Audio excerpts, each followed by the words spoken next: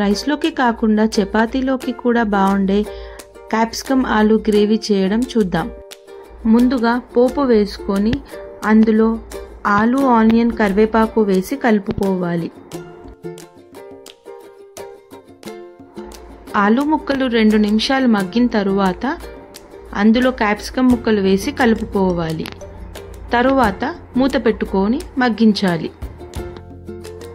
ఇప్పుడు చూపిస్తున్న మసాలాలు పేస్ట్ చేసి పెట్టుకోవాలి. మన రుచికి తగినంత ఉప్పు, కారం, పసుపు వేసి కలుపుకోవాలి.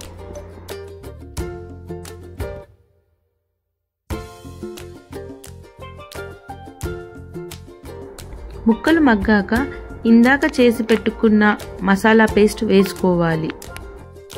అదే మిక్సీ జార్లో 2-3 టమాటాలతో ప్యూరీ చేసి కూరలో వేసి కలుపుకోవాలి. మూత పెట్టి ముక్కలు ఉడికే వరకు కూర మగ్గించుకోవాలి. మధ్య మధ్యలో కలుపుతూ ఉండాలి. అంతే, టేస్టీ అండ్ సింపుల్ క్యాప్సికమ్ ఆలు గ్రేవీ రెడీ. కర్రీ రైస్లోకి కాకుండా చపాతీ, పూరీలోకి కూడా బాగుంటుంది.